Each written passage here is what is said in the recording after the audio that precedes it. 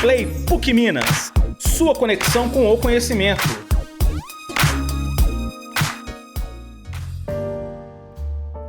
Para você, morar é um direito ou um privilégio? A Constituição Federal de 1988, velha conhecida de quem está acompanhando essa temporada, assegura o direito à moradia. O texto do artigo 6º diz que é uma competência comum da União, dos estados e dos municípios que devem promover programas de construção de moradias e a melhoria das condições habitacionais e de saneamento básico.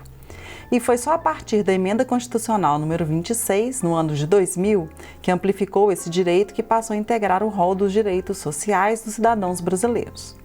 Neste episódio, discutiremos políticas públicas ligadas ao direito à moradia e o fenômeno da atuação do Poder Judiciário na concretização dessas políticas e a complexa relação entre o número de pessoas em situação de rua e o alto índice de desocupação de imóveis nas grandes cidades. Quem vai nos ajudar nessa discussão é a professora e doutora Viviane Zerlotini da Silva, docente do curso de Arquitetura e Urbanismo do Instituto de Ciências Sociais da PUC Minas.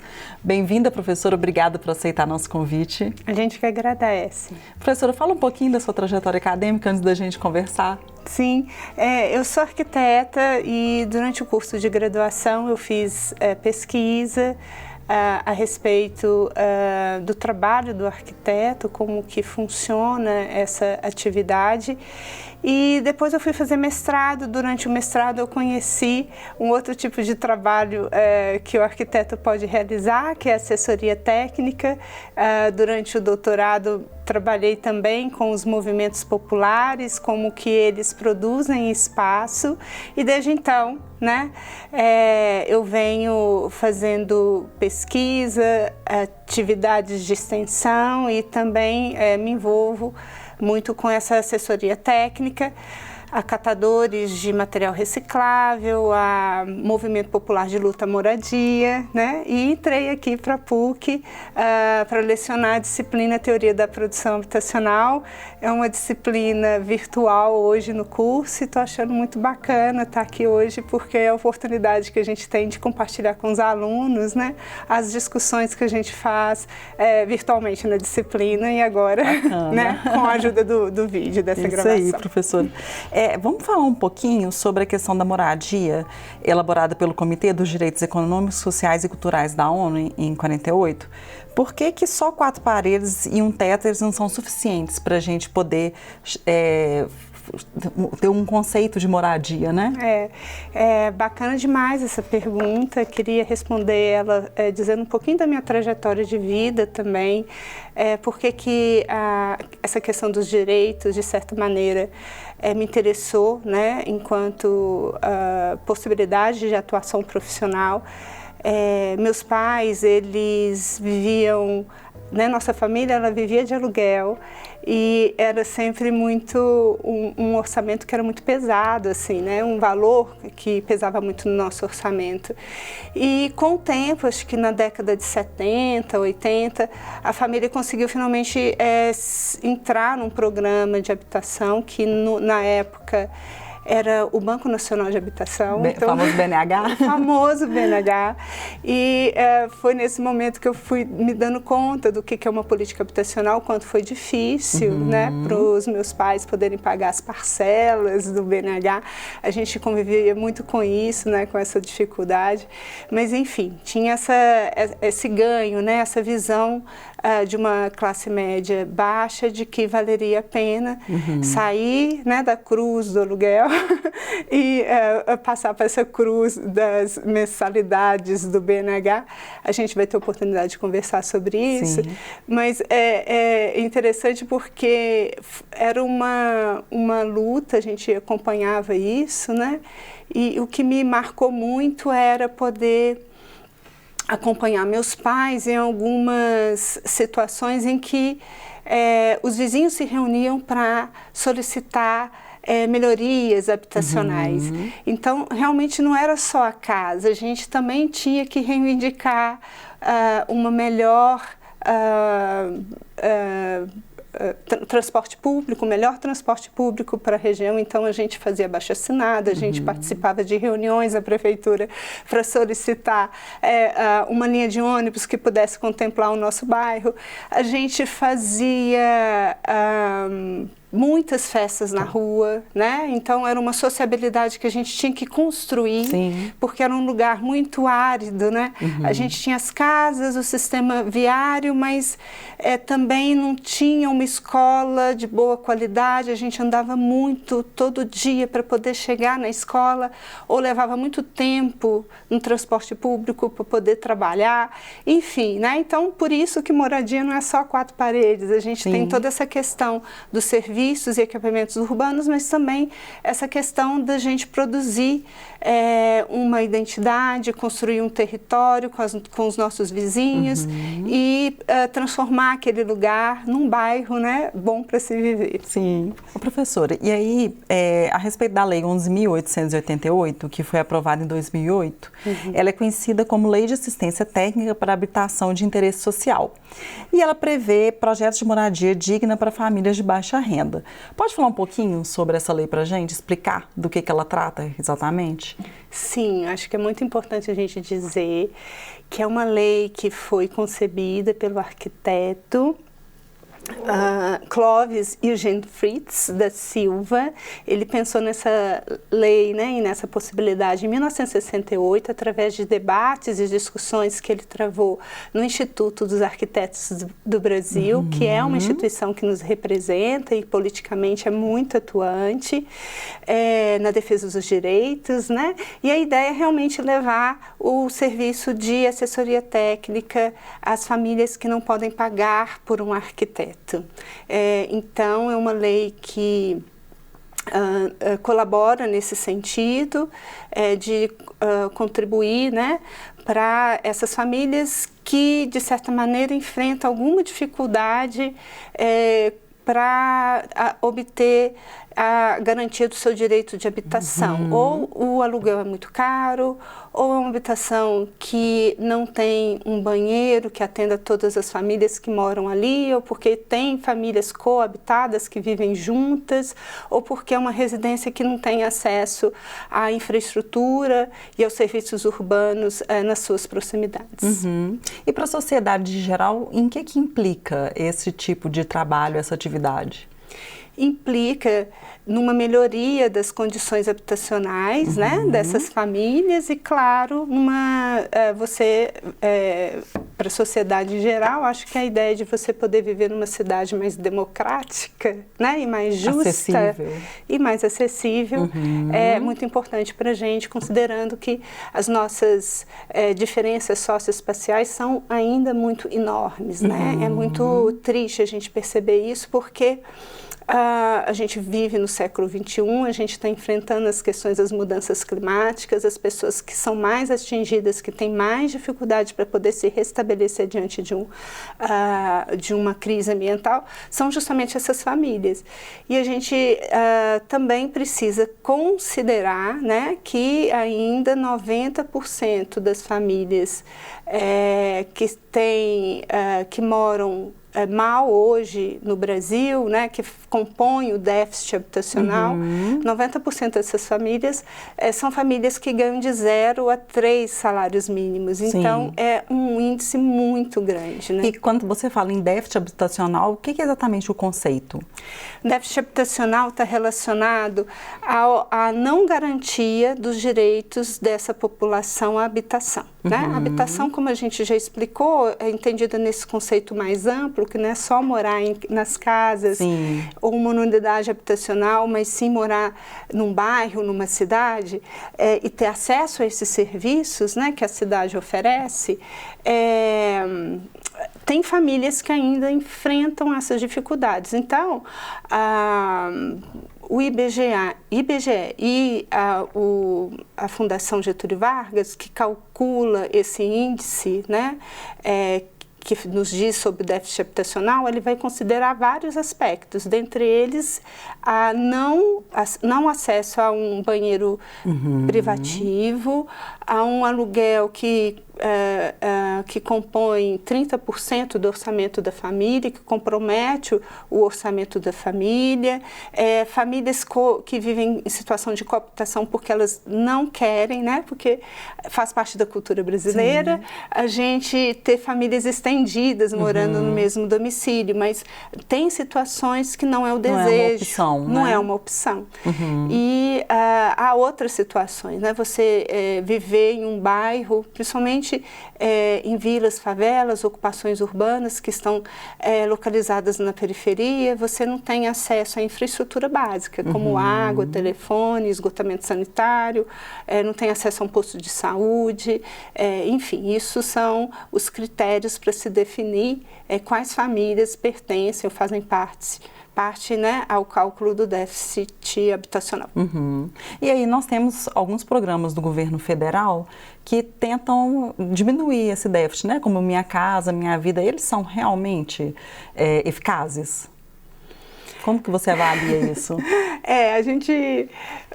A gente, como arquiteto e pesquisador, né, e acompanhando as pesquisas realizadas por vários outros grupos, da PUC, da UFMG e de outros lugares pelo país, o que a gente entende é que há vários problemas, assim, né, problemas muito sérios. É claro e evidente que as pessoas que saem de uma vila, de uma favela ou de um assentamento informal, dito informal, para esses novos conjuntos habitacionais, né, do programa Minha Casa Minha Vida, ou do programa Casa Verde e Amarela, eles estão, é evidente que eles passam a morar, né, em melhores condições de vida, principalmente do aspecto estrutural, né? Eu saio de uma habitação que foi construída com os poucos recursos que eu tenho, agora eu estou num ambiente que foi projetado para receber e construído para receber essa família. O problema é que nem sempre, ou a grande maioria das vezes, né, essas construções têm baixa qualidade de material, assim, o material tem baixa qualidade, são construídas em terrenos periféricos, né, porque o programa Minha Casa Minha Vida, ele tem uma questão que para a gente é um problema, é porque ele vai fornecer para as construções o valor, para as construtoras o valor das políticas públicas para eles implementarem, construírem essas habitações. A questão que, né, como toda construtora, como toda empresa, eles vão prezar pelo lucro. Sim. Então, para eles poderem garantir o lucro, o que eles vão optar por fazer é comprar lotes que são muito pouco valorizados em função deles estarem localizados em bairros muito distantes, às vezes é até uma área de limite entre a área urbana e rural, né? Uma área de fronteira em que há, inclusive, desmatamento de áreas verdes. Então, é uma fronteira muito distante de uma cidade, de uma centralidade urbana, e isso dificulta muito, né, a moradia dessas pessoas nesse lugar. Então, dificulta o transporte, dificulta o acesso a outros direitos que deveriam ser garantidos, que está na nossa Constituição, direito à habitação, não só à habitação, mas à educação, à cultura, ao lazer, ao trabalho, enfim, né? O que a gente acredita é que esses programas habitacionais, eles poderiam atender mais ou contemplar as iniciativas de movimentos populares, como o Movimento dos Trabalhadores Rurais Sem Terra, que vão priorizar a autogestão do território, né? Então, na década de 80, principalmente com os governos progressistas, Luiz Erundina, Chico Ferramenta, aqui em Minas Gerais, a gente teve várias iniciativas de mutirões autogestionários, né? O programa Minha Casa Minha Vida também contempla essa modalidade, porém, a burocracia é tão grande que o movimento popular tem muita dificuldade de produzir unidades habitacionais que sejam, de fato, uma produção significativa em quantidade Sim. para as demandas, né, dos trabalhadores sem teto. Sim. E professora, no início dessa temporada a gente conversou com o professor José Adércio, que é do curso de Direito, e ele nos explicou sobre o princípio de reserva do possível, que diz respeito à limitação da atuação do Estado na efetivação dos direitos sociais fundamentais, uma vez que os recursos materiais são limitados. Na sua opinião, a efetivação do direito social à moradia esbarra em alguns entraves? Esbarra, mas não especificamente nesse. Que o professor mencionou. José Adércio mencionou.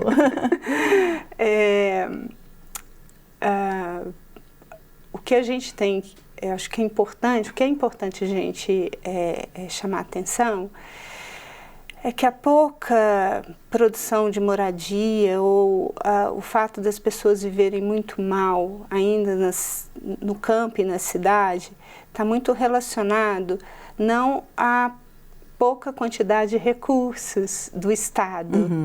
E sim, né? E sim, principalmente, é fundamental isso, a gente entender isso, está relacionado a essas relações sociais que estão por detrás da produção de habitação no Brasil, né? Então, se a gente não fala dessas relações sociais, a gente vai omitir, né, várias questões que são importantes, que a gente precisa enfrentar. A Hermínia Maricato uma professora que já trabalhou no Ministério das Cidades a respeito desse tema, vai dizer que o grande nó, né, da questão habitacional é o nó da terra, né? E Flávio Vilaça é um professor também que eu cito muito nas minhas aulas com meus alunos. Ele vai fazer a seguinte pergunta, assim, que eu acho que é muito legal para a gente entender essa questão. O que o homem, primeiro ele pergunta, né, o que o homem precisa para viver no planeta? Ele precisa de água, ele precisa de ar e ele precisa de terra.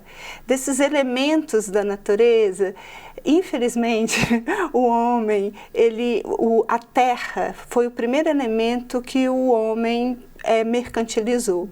Então, por que é o grande nó, né? Por que a terra é o grande nó? A terra, ela para ser comercializada numa sociedade capitalista, ela é toda dividida, ela é toda recortada. Só que a terra, ela, como mercadoria para ser comercializada, ela tem uma característica que difere de todas as outras mercadorias que existem, né? Ela está agarrada no solo.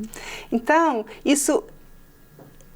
essa característica especial é que limita, é que dificulta a gente pensar a habitação de uma forma universal. Eu não consigo produzir mercadoria e habitação para todo mundo. Por quê? Primeiro, como eu já disse, né, o interesse do capitalista ou das incorporadoras imobiliárias é o lucro. Sim. Evidentemente, elas querem um lucro, né?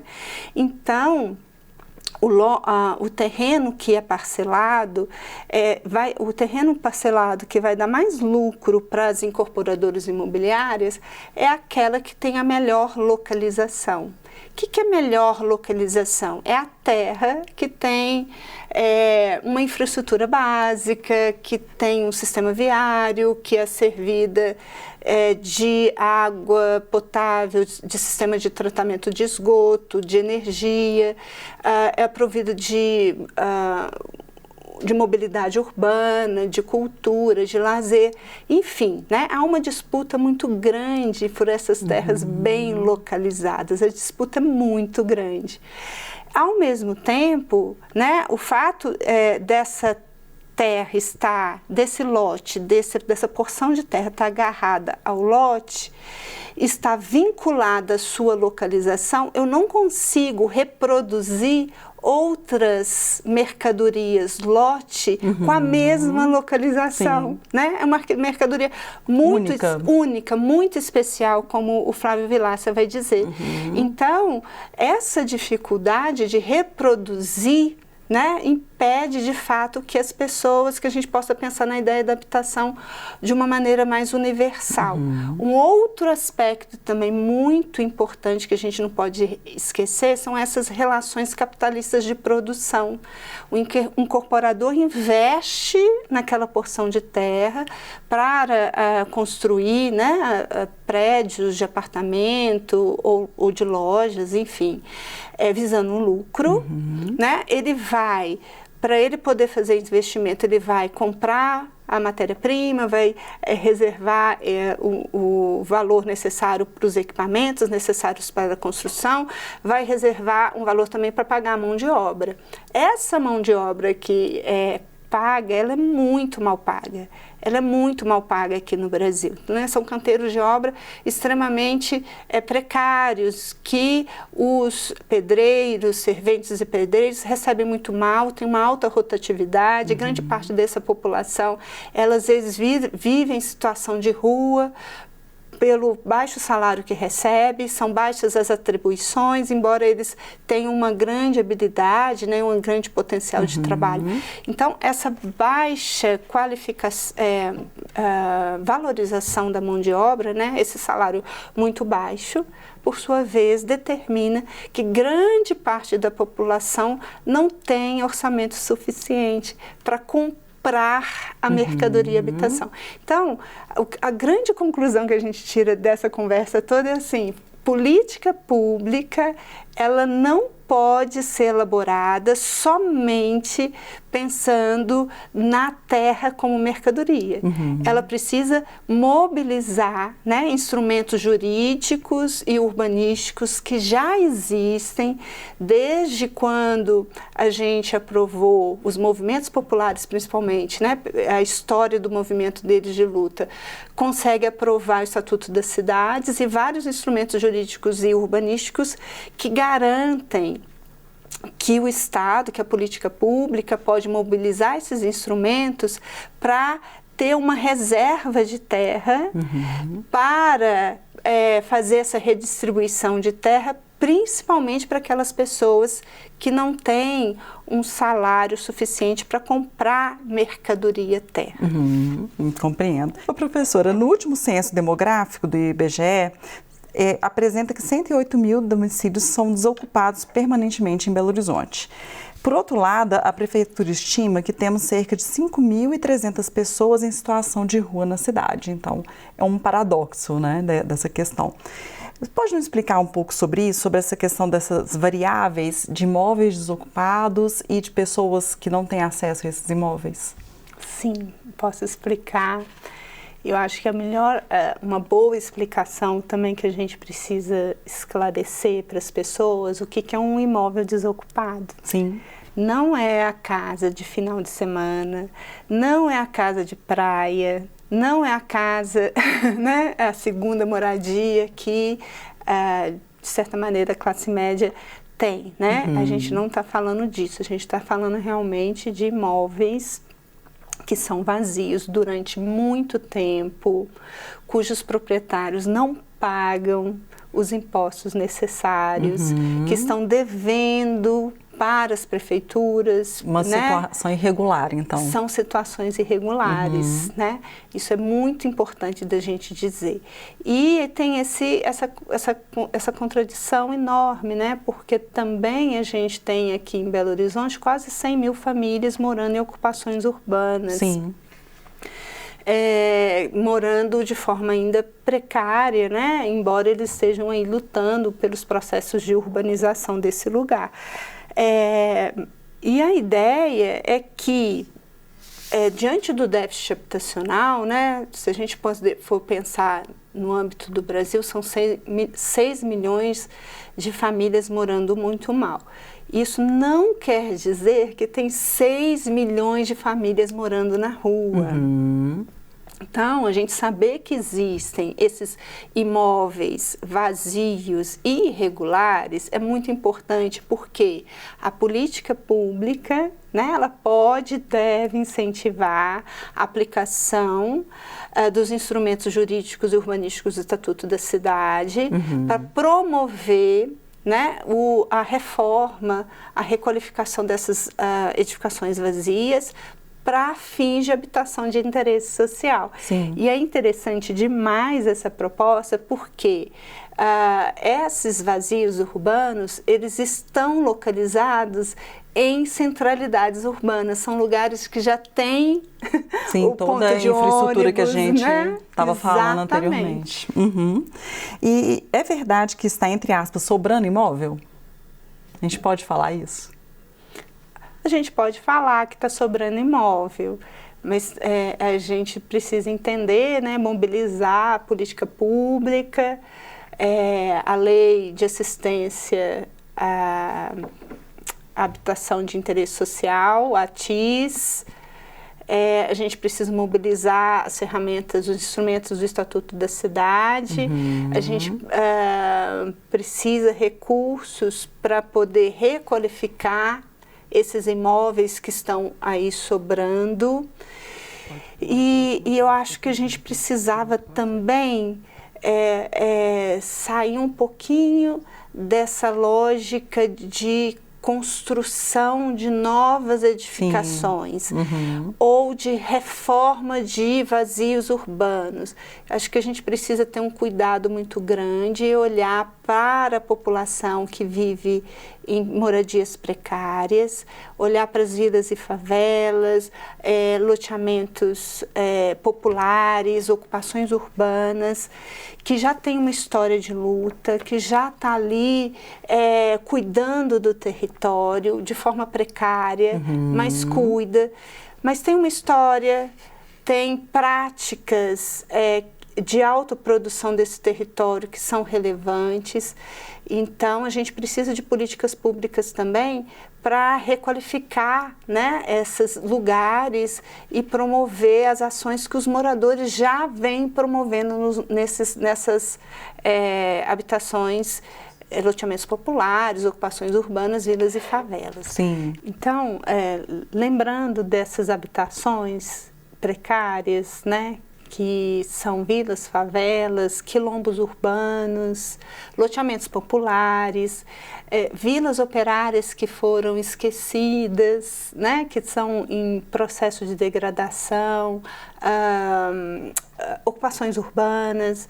A gente também precisa de uma política pública para olhar para esses lugares, não no sentido de só ir até eles e urbanizá-los como a cidade do asfalto. Sim. Né? O governo federal lançou em 2024 um programa que chama Periferia Viva, que é para urbanizar esses assentamentos, mas a gente acredita que um cuidado muito importante que deve ser feito é os técnicos, arquitetos, engenheiros, urbanistas, cientistas sociais possam ir até esses lugares para fazer um processo de urbanização que reconheça os valores e a história de produção do espaço que já existe ali. Né? A gente acompanha, como assessora técnica de movimento popular, muito dessas iniciativas, e a gente, durante as nossas pesquisas e as nossas atividades de extensão, a gente vai observando muito bem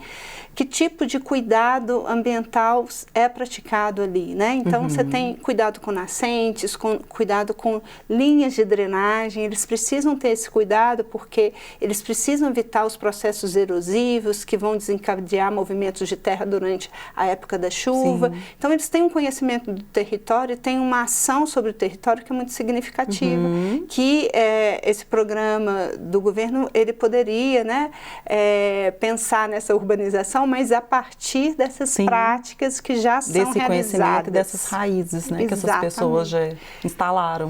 Exatamente. Sim. E, professora, para finalizar, voltando um pouquinho na questão da população de rua, ela é, de uma certa forma, um grupo bem heterogêneo, né? Você pode falar um pouco sobre essas especificidades e podemos também relacionar o conceito de racismo ambiental à precarização das moradias? A população em situação de rua, realmente, ela é muito heterogênea, né? A gente vê várias situações. São pessoas que têm sofrimento mental, que de alguma forma romperam com a família.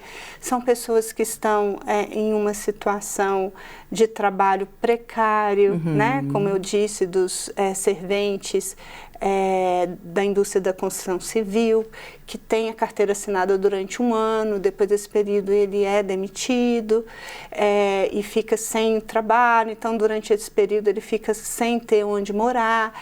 É uma gama enorme, assim, de situações e que precisa também de uma política pública muito específica, porque nem todo mundo quer sair da rua, tem gente que quer sim sair da rua, mas precisa de muito acompanhamento, precisa também de uma política que seja intersetorial, né? Porque não é só uma questão de alugar, né, de um aluguel moradia para essa pessoa se estabelecer, mas também de um acompanhamento psicossocial dessa população.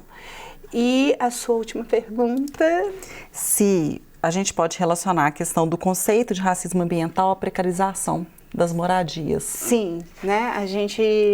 Infelizmente, a gente precisa fazer essa relação do racismo ambiental e da precariedade das moradias até como uma denúncia, porque como o mercado imobiliário vai atuar principalmente nas áreas que são bem localizadas ou que têm boas características do ponto de vista da geotecnia, né? Vai sobrar para a ocupação e habitação para essas pessoas que não têm renda suficiente para comprar, né, a mercadoria bem localizada, sobra, não tem outra opção a não ser morar nas encostas íngremes, no Vale dos Rios. São essas pessoas que são atingidas pela movimentação de terra, pelas enchentes, e o que infelizmente a gente vê, né, são pessoas que não é somente um recorte de classe, é um recorte de gênero, um recorte de raça. Então, uma questão interseccional também, porque a maior parte das pessoas que enfrentam os problemas do déficit habitacional são mulheres, negras, às vezes são as pessoas que, essas mulheres, elas que são a chefe de família. Sim. Enfim, né, é de fato algo importante para a gente, como profissional, contribuir para tentar reverter um pouco a situação, pensando em políticas públicas como a ATIS, mas também atuando como assessores técnicos de movimentos populares para a gente poder pensar, né, um direito à habitação que seja universal aqui no Brasil. Professora, muitíssimo obrigada por colaborar com a gente com esse tema, por conversar um pouquinho com a gente. Eu que agradeço, acho que foi muito bacana a gente poder conversar e dizer sobre as possibilidades de atuação do arquiteto, né, como assessor técnico de movimentos populares, como ativista que vai atuar elaborando políticas públicas para a gente poder pensar o direito à habitação a partir de uma ideia de universalidade, mas também de especificidades, né, a gente reconhecendo que existem várias maneiras de morar na cidade, que não seja só a cidade do asfalto. Obrigada. O PUC Play é o videocast quinzenal da assessoria de imprensa da PUC Minas e vai ao ar também em áudio às quintas-feiras nas principais plataformas. Ele é produzido em parceria com a produtora Emotion Audiovisual, responsável pela gravação, sonorização e edição. O roteiro e produção são dos jornalistas Débora Almeida e Rafael Calisto. Na descrição deste episódio, você encontra os links para todo o conteúdo discutido na nossa conversa. Você também pode saber mais sobre os projetos de extensão da PUC Minas que prestam assessoria técnica às ocupações urbanas na nossa revista. Acesse pucminas.br/revista. Esse episódio contou com informações do site do Ministério das Cidades, do Jornal Estado de Minas e do Instituto Brasileiro de Geografia e Estatística. Não se esqueça de nos avaliar na sua plataforma de áudio. Até a próxima!